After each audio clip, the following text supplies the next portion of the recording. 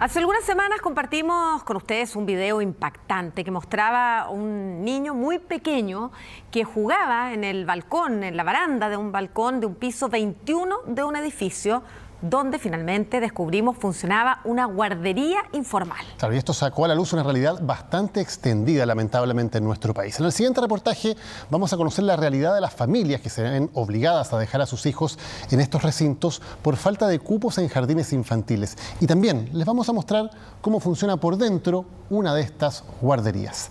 El informe con Daniela Herrera y Fernanda Soto.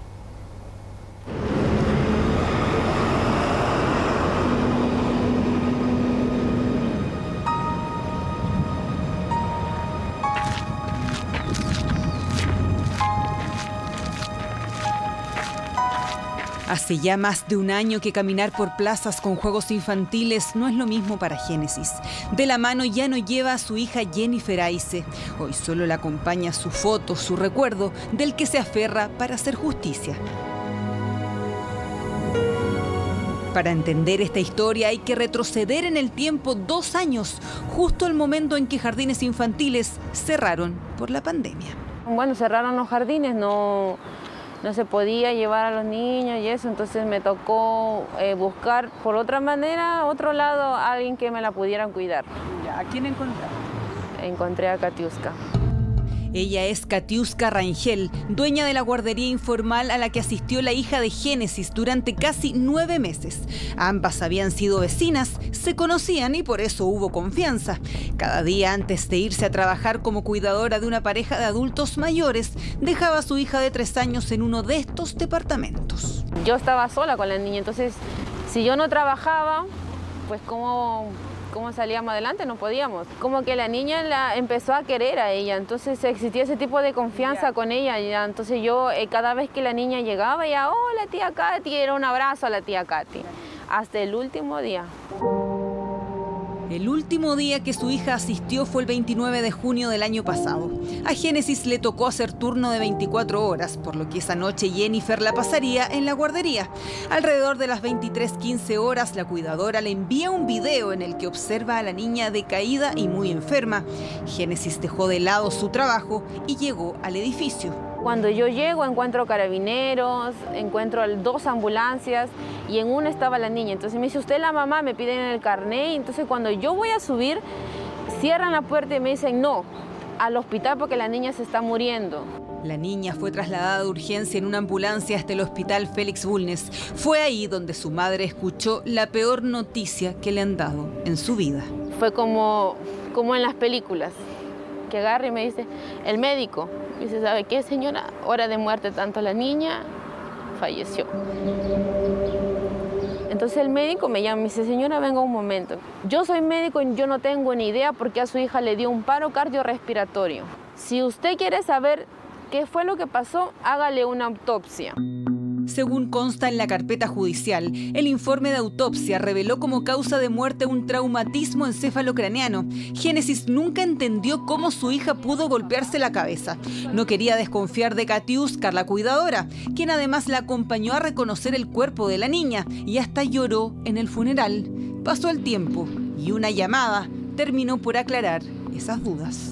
Soy la fiscal Pamela Contreras y me estoy llevando a Katiuska y a Víctor detenidos por homicidio calificado. Y yo le dije, ¿qué significa homicidio calificado? Me dice, no, señora, que mataron a su hija, la golpearon, la autopsia que me acaba de llegar me arrojó tanto. Para mí, pensar que mi hija murió de esa manera, siendo tan chiquitita, porque ¿qué puede hacer un niño de 3 años como para que una persona sea capaz de golpear de esa manera a una niña? La historia de esta madre que nunca contó con redes de apoyo no es tan distinta a las de miles de mujeres que día a día deben recurrir a guarderías informales para poder trabajar. Acá la historia de alguna de ellas, acá la historia de aquellas a las que no se les entregó una opción.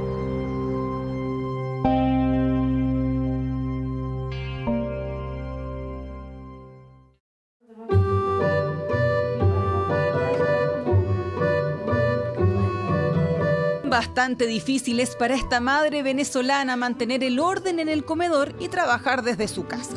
Su hijo de 3 años concentra toda su atención. ¿Cómo no? Si está en el departamento durante todo el día. No por gusto, sino porque Sacha una y otra vez fracasó al intentar encontrar un jardín infantil en el sistema público.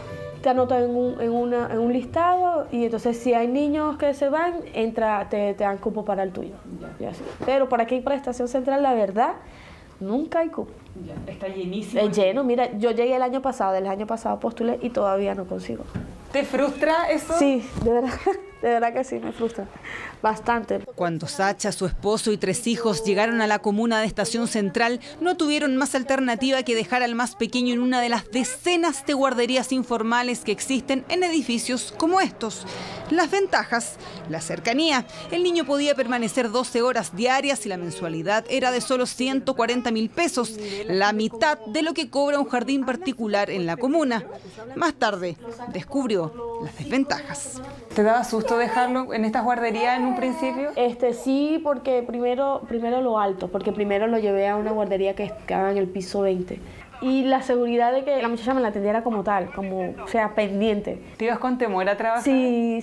Ella a veces me llamaba que el niño no paraba de llorar todo el día, entonces yo lo tenía que mandar a la niña a la guardería para que se quedara con él y él sintiera como... ¿A qué niña? A mi hija. Ah, tu hija también. Sí, de 13 años. ¿Qué te pasó cuando viste el video del niño en el balcón? Se me puso el corazón chiquitico, de verdad chiquitico, porque primero jamás pensé que era acá en el edificio.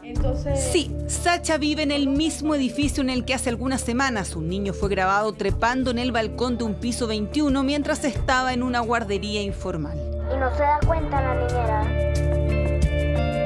De acuerdo a información del Comité de Administración, el departamento hoy está deshabitado, pero Sacha sabe que no es la única guardería informal que funciona en el edificio.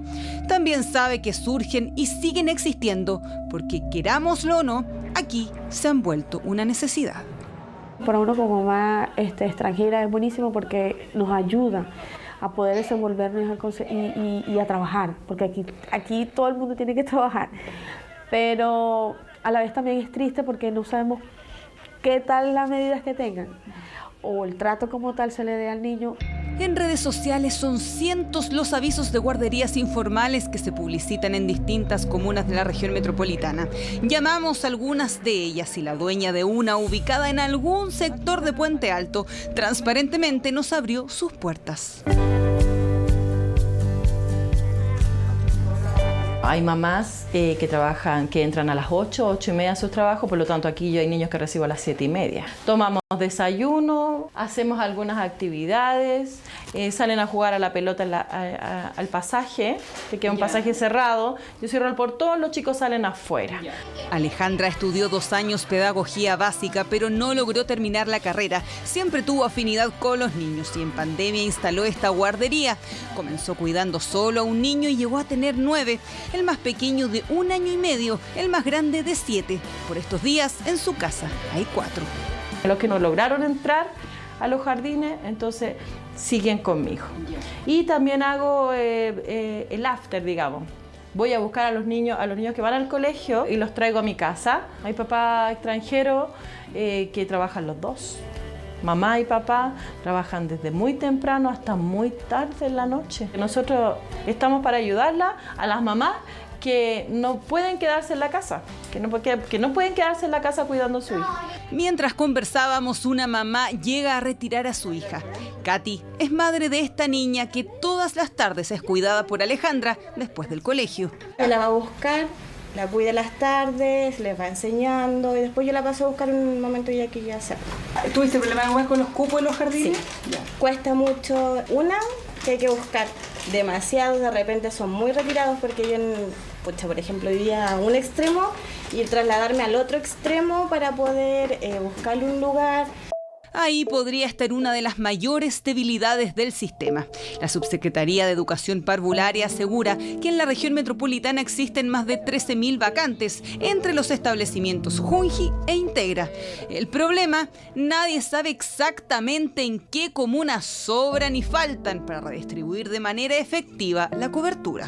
estamos haciendo ese levantamiento. Hay que establecer efectivamente dónde se necesitan esos cupos, donde a lo mejor hay mucha disponibilidad a propósito de estos cambios, y en función de eso, en el fondo, definir cuál va a ser esa ampliación de cobertura. En Estación Central, por ejemplo, su alcalde asegura que faltan al menos 10 jardines infantiles para dar abasto a la gran demanda, y mientras estos no se implementen, las guarderías informales seguirán existiendo. ¿Cuáles son las desventajas de dejar tantas horas a un niño en estos lugares? Influye en la calidad del aprendizaje, influye en el bienestar emocional del niño, influye después en la relación que el niño tiene con sus propios padres. Es como que todo este estrés de estar lejos de ellos, el niño se lo lleva a la casa.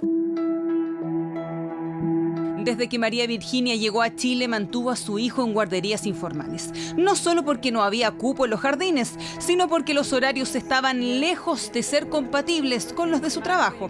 Su hijo ya creció, va en kinder, pero sigue teniendo el mismo problema. Yo lo llevaba en ese momento como a las 9 de la mañana y mi esposo lo retiraba a las 7 de la tarde. Me imagino que tú no salías muy temprano. No, sabes que esos trabajos, o sea, sale a las 7.